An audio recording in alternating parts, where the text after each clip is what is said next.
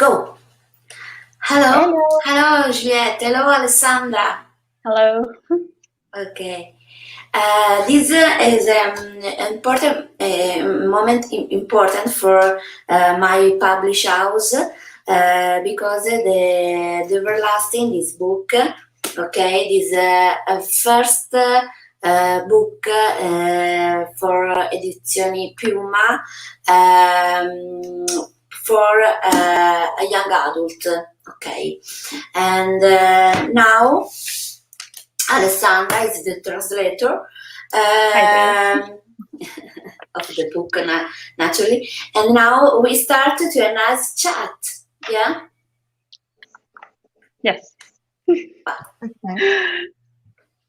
Okay. So, Juliette, you are very young.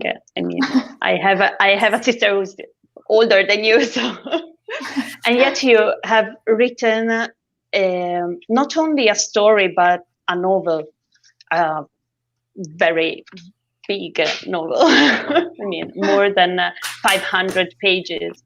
So the first question is from the very beginning. So when did you have the call to write, to start a writing career? I started writing the first time I took a pen. Basically, I wanted to write with it. I was writing like little stories about cats and pets and stuff I knew as a child. But I just know me like a writer. But there is a difference between writing like just some sentences and writing a big novel. And I think that internet helped me a lot because there is lots of platform on internet to write with other people, to meet people, editors, publishing house. So I think it's when I started to go on the web that I wanted to create a real career, or at least write something I like a novel. Wow. Okay. So you said that Everlasting was born for an online writing contest. There was a shorter version. How did Everlasting, as we know it now, was born? For the contest, we only had the theme, and the theme was soulmates. And at the beginning, the text was shorter, and there were so many details, so many protagonists, and I really felt in love with this. I don't know if I can say this, but with my characters and with everything which is happening right now in the society. I wanted to dig deeper and to try to go deeper in the story. So when the contest finished, I decided to take the story and rewrite it properly. Amazing. Sorry, it's, as I already said, it's I'm very excited to be here with you and to talk about Me too. Everlasting and its word. Okay. Because it's funny because there is lots of English words in the book, but it's in Italian, the first translation, and I can't read Italian, so it was really weird and exciting to have the book in a language I don't know, and that was really mesmerizing to know that lots of people will discover my story, people I don't know, I can talk with, and thank you for this opportunity. No, thank you for your opportunity. I'm sorry for my English. It's fine. Okay. Well, for me, I love Alice. What do you about speak for tell for Alice character? Alice is the main male character of the book, and I really love I really love creating him because I think he's the kind of character you want to see, you want to have next to you in a book or in a movie. And I think he has also lots of failures and lots of defaults you can empathize with. And I think he helps a lot as the female character in our quest. And I think he helps a lot as. Okay, this is the dead direct. Sorry. Okay. Okay. Okay. And I think also that I created some plot twists in the book, and then some plot twists about all of the characters will surprise everyone. Mm-hmm. Absolutely. I was surprised at every plot twist. But I will get to that later because I have a very big question for you, but at the end. Don't want to rush too much. Yeah. But I would like to ask you one thing that popped into my mind earlier. You said that the book has several English words in it, starting from soulmates, which was the theme for the contest, and then it is the name of the software.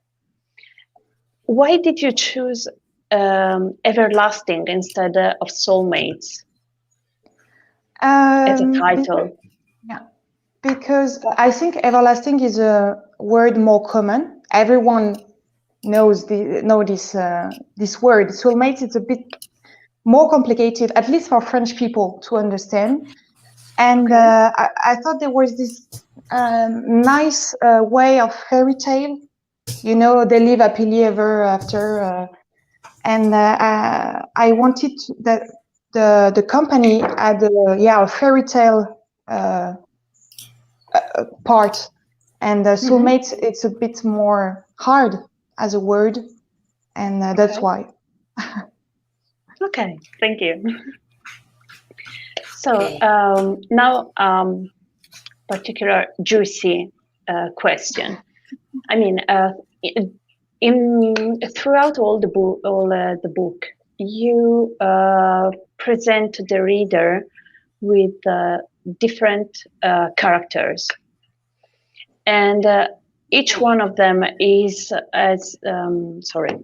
very particular as its own has their own identity and characteristics.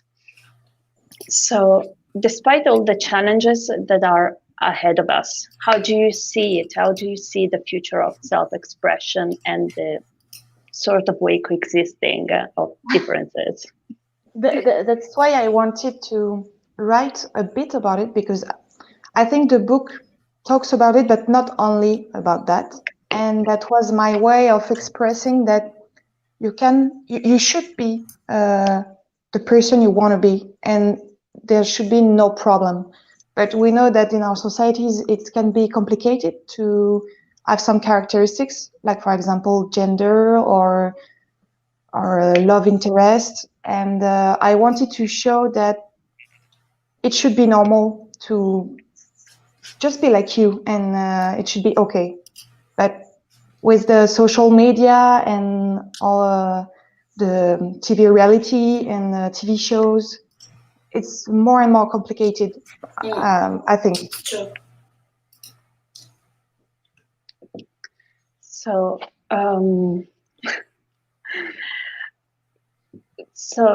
starting from the differences and the self-expression. What do you think is the strongest message? Sorry, another question that popped into my mind. What do you think is the strongest message that you would like your readers to remember? I think it's one of them. I'm sure it's one of them. But the real message, if there is one, because I like the fact that everyone can find what they want in the book. But it's to think about yourself, think about the world, and and don't take everything. I don't have the words. It's like be yourself and try to build yourself on what you would like to be, and forget about the rest, because there'll always be someone to judge you, to not like you, to be mean. So just be happy with yourself, wherever it means, but don't hurt other people, of course. But that's the real message, I think. If you want to love someone, go ahead. If you want to be without children, or if you want to be single, or if you want only be with friends, just do whatever you like. And I think there's kind of self-expression in it. Okay. Well, starting from this, so self-expression, and you mentioned if you want to be without children, that is, I don't know in France, but in Italy, it's a very delicate topic, especially for young women starting to work. I would like to ask one thing about us characters. She is a very strong woman. I mean, she is independent. She has her flaws.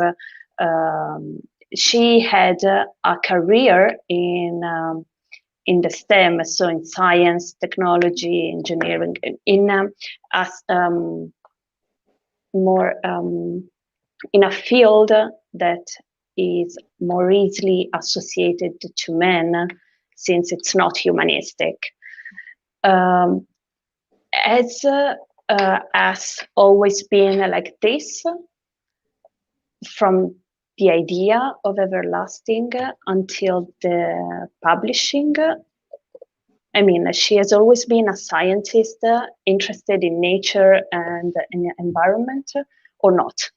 That's a good question. She always has been a strong character, because I always read books like this. For example, Hermione, Katniss, or this kind of characters. So yeah, she always been like this. But I know that during the rewriting, I add all the natural and ecological side, because I thought it was important to talk about nature, but not making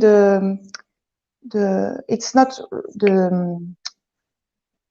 I talk a lot about technology, not only nature, but I thought it was interesting to see that you can like science, you can like algorithm and etc., and still be aware of what is happening right now on our Earth, and to do, and wanting to improve what we're doing with the planet right now.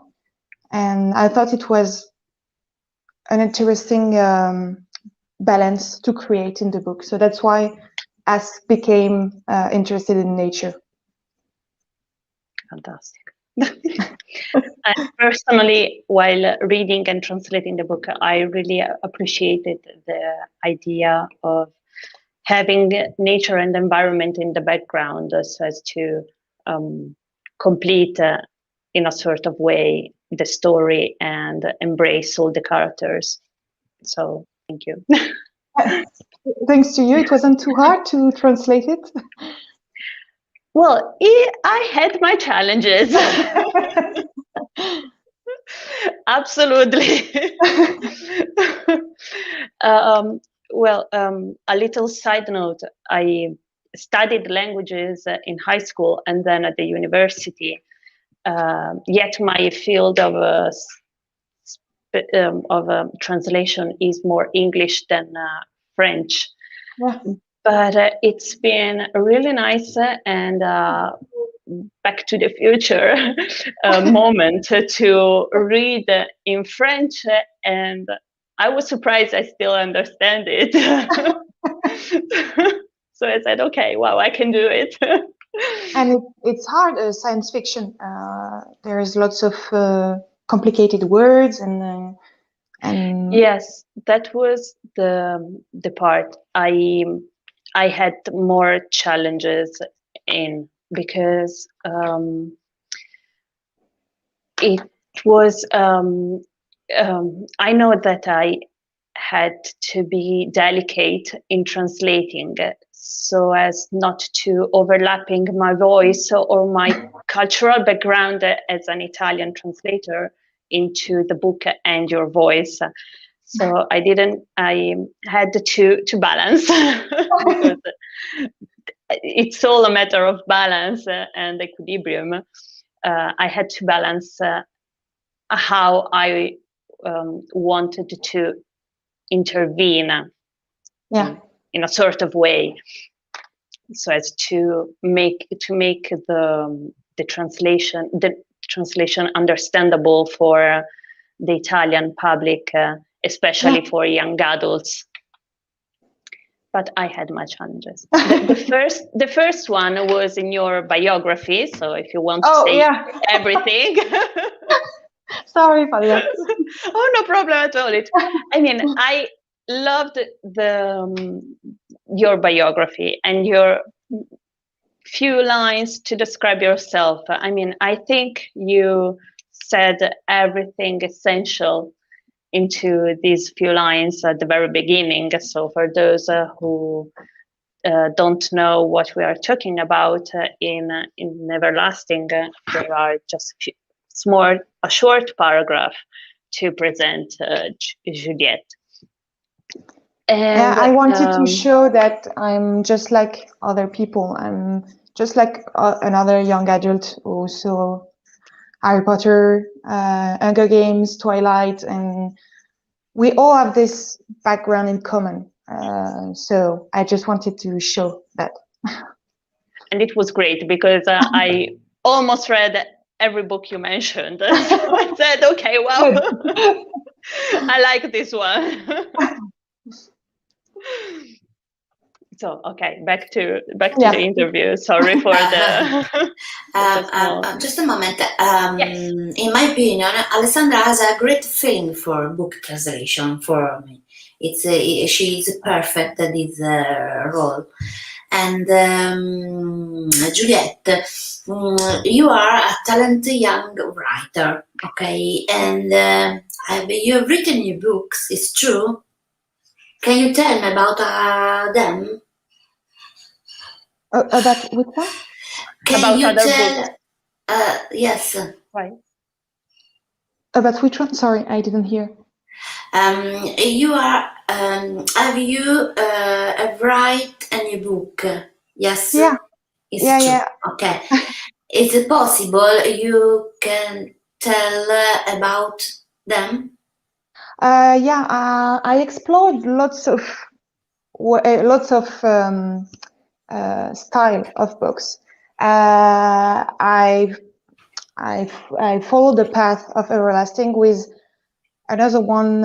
It's fantasy. This one with witch and witch hunters, and there is always a little love story in my books. It's not always a big part, but I like to, talk about love and what we can do for love. And if you look closer, every book or movie, there is a love story in it, because we like to see what we can do for love, not only for boyfriend or girlfriend, but also for children, parents, etc. And my appetite for love leads me to write some romantic book too. Mm-hmm. But there is always a touch of science in it. For example, I wrote a book with a guy who created a kind of Tinder, and I talk about algorithm and how we can find a match in a real world this time, not in sci-fi. Mm-hmm. So yeah, I think all my books have kind of love in it. Fantastic. Yes. Thank you. Just like Agatha Christie. Okay. Okay. I will be back to normal again. So it's just my curiosity. But talking about your books, as readers, may we expect more of us as adventurers, or not? I tried. There will be no like there is no book 2. Okay. The reader has to imagine, think. Oh, maybe in 10 years, but not now. Okay. But I thought about I don't know if it's the name in English, but a prequel, like a Prequel, story.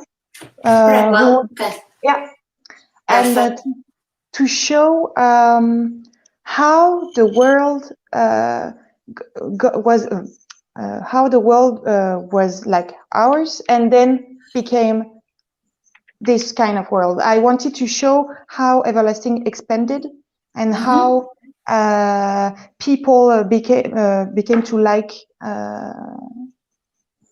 the soulmate thing. And I don't want to spoil the Everlasting one, but you will have some links because it's like 15 years before, and some characters would be here, would be in this prequel. Fantastic. Yeah. And another question that popped into my mind when you were talking about the prequel. So we may expect to meet some characters that we know in Everlasting, and it particularly impressed me when you said that you want to explain and show how Everlasting became Everlasting, the Everlasting we know in the book. Do you think right now on the spot during this interview that you will put inside also a pandemic similar situation? That's a good question. I've thought about writing about pandemic, but I'm afraid that when I write, there is the characters are here on my shoulders and they tell me what to write.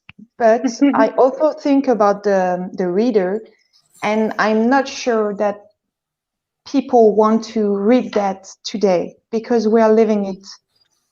I'm not sure.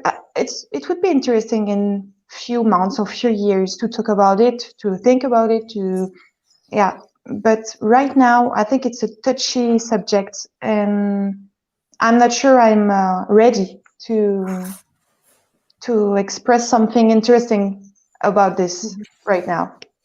Absolutely. It is a very intense moment. So understand. Another curiosity that I can check off my list. No, it's really interesting because at the beginning of the pandemic, every book about apocalypse just exploded in France. Everyone wanted to read about it, to talk about zombie. Dead. But right now, after more than 1 year, I think people are just tired of it. They still like dystopia, but maybe not disease and stuff like this. Great. Yeah. Thank you.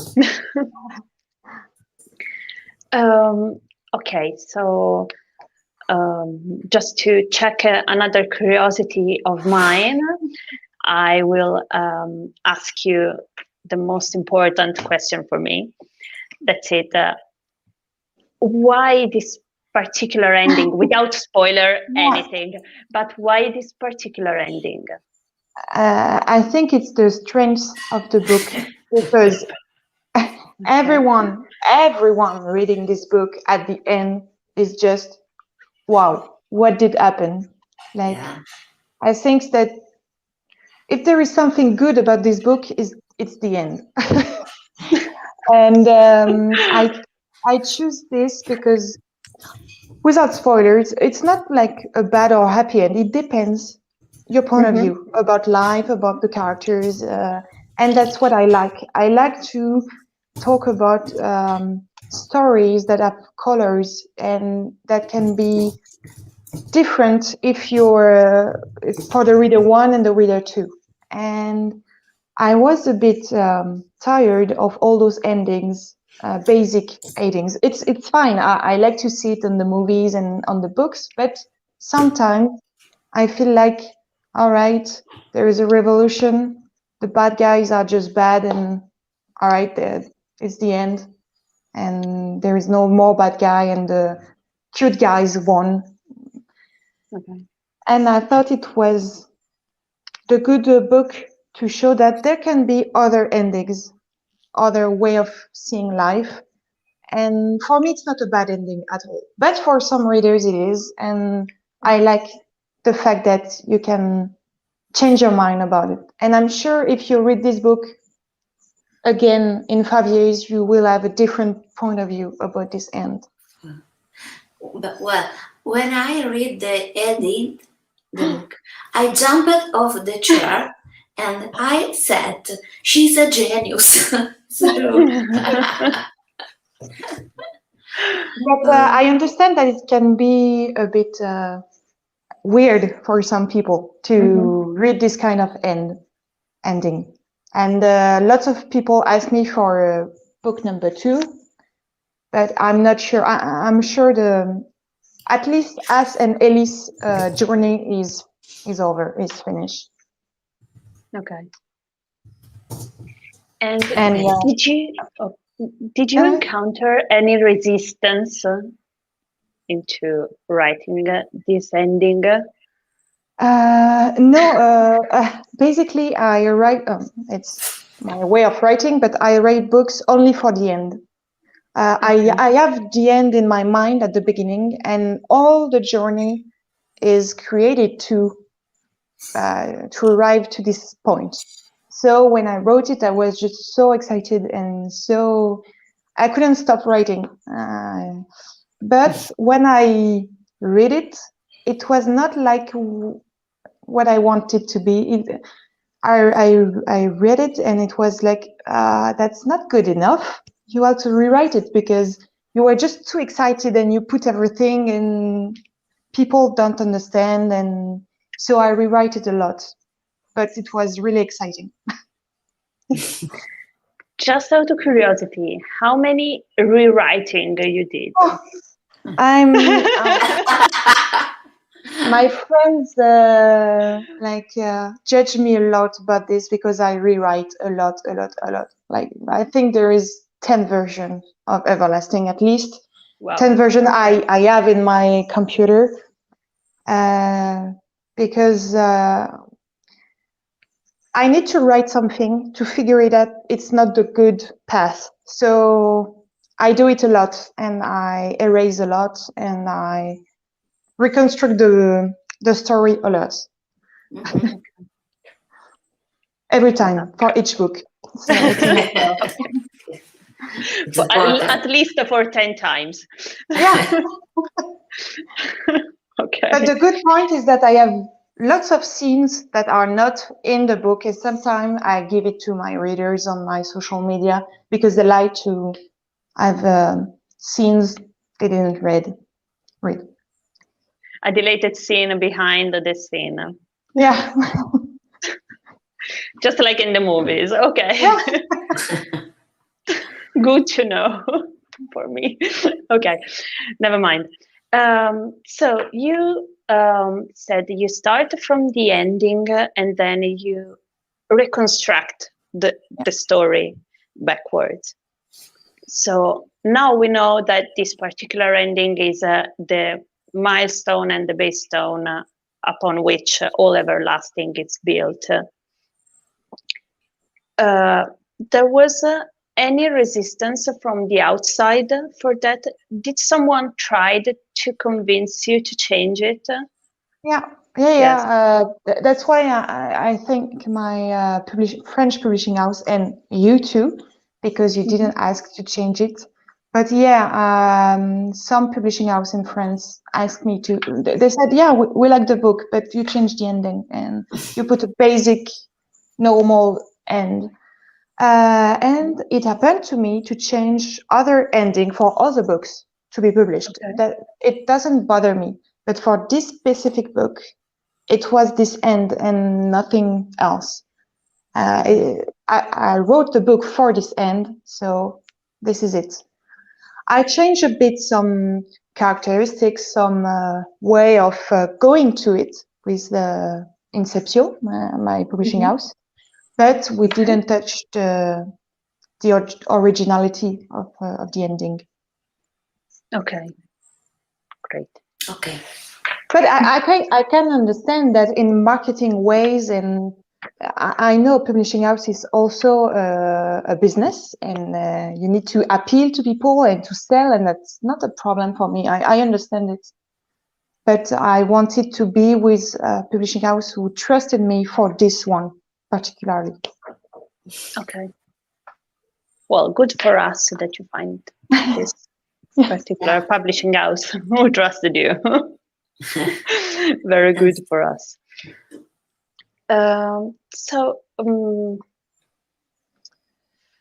What can I ask more? I mean, I have many other questions, but I don't know if I can ask all of them.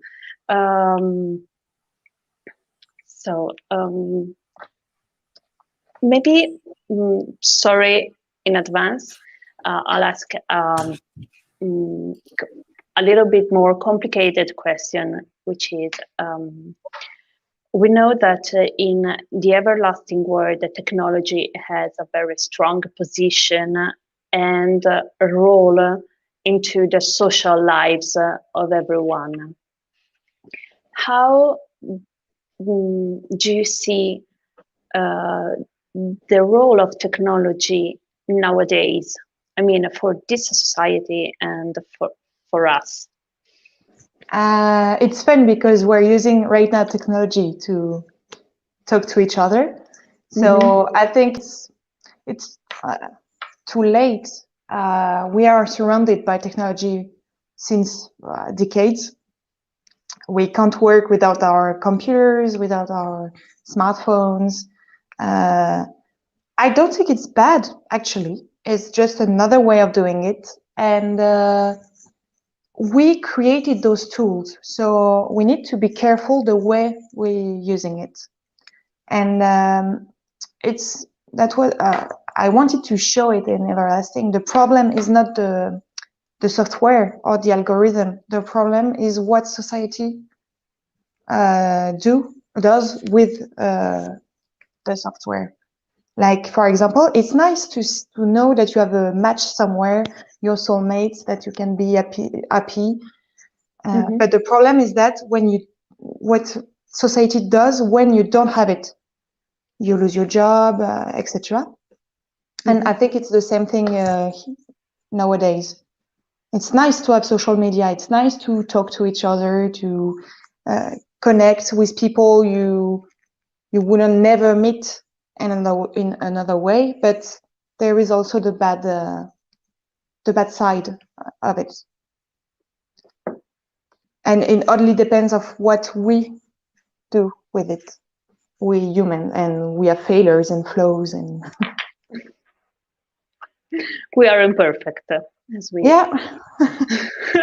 And it was important to me to show it in the book, that we are all imperfect, and that's nice too, and normal, and we can't always be strong and courageous, and it's okay. It's perfectly fine to have flaws. Great. Yeah. Yeah. And I think this is not only nice but important message for young readers who sometimes maybe feel like they are not, like they don't fit into society and their companions. So And first of all, No, go ahead. I think you're right. You're perfectly right. Technology with, for example, filters and modifying photographs, and some young people can have a wrong filter of reality. I didn't talk about this in the book, but it's a nice path too. But yeah, using Instagram, TikTok, etc. Yeah. So a wrong vision of life. Okay. It's strange. Yeah. May we expect a book with a younger character? I think the youngest I did it's 18 years old, because if it's younger, I don't fit, or I'm not sure how to express the feelings and how to, because the way of talking and etc. I think it's a bit hard for me to express those feelings. But 18, I think it's an age where you're not yet constructed and you still have things to experience. And yeah, 18 it's my It's base. good. It's the minimum. Like entering in a bar, it's the minimum age. Okay. It's high school, basically, like the end of high school. It's my maybe because I still have fresh memories of it, and I still remember how I felt and how my friends felt, and I still have. I'm a bit older, but I still have friends or sisters and brothers of my friends that are in high school, so I can relate and talk about it. You have first-hand impressions. Yeah. Okay. Because I think it's hard for, there is lots of authors that are 40 or 50 and they're writing about young people, like 12, 13. I think it's hard. It's hard to create a complex but understandable book for really young. But that's nice. I'm impressed. Me too. And what else? Well, if you want to go ahead, go. I mean, I think we have covered a lot of topics. Yeah. You delighted us with a lot of curiosities, so thank you very much for your patience. Thank you. It's a pleasure to talk about this book, and furthermore, in another language, in another country. It's just amazing, an opportunity. It's just wow. I received my my book in Italian, and I was I can't read it, but but here it is. No, super. So I mean, I'm satisfied with all the questions that I ask you. I don't know if Francesca has something more. Okay. As I said, we covered a lot of things, and all of them are equally inspiring, especially for the background that you provide us for the book. So I think I will reread it for just for my delight and to dig more. So I think we are done. All right. I don't know, Juliette, if you want to add a final message for everyone who's viewing, or for everyone who will watch this. Thank you, first of all, to your publishing house, then for the translation, and thank you for all the readers who will try my world and my words. And even if you don't read mine, I hope you will have great readings, and you will find lots of interesting books during this phase where we can read a lot. And thank you a lot for listening to me and us. Thank you very much. It was a pleasure talking to. Me And too. we hope to meet you soon Yeah. at the next book fair. It's a That would dream. be amazing. Yeah, for me it's a dream. I come whenever you want. I'm here. Well, Great. Thank you, Juliette. Thank you. See Thank you you. soon. See you soon. Have a nice Bye. day. Bye. You too. Bye. Bye. Bye.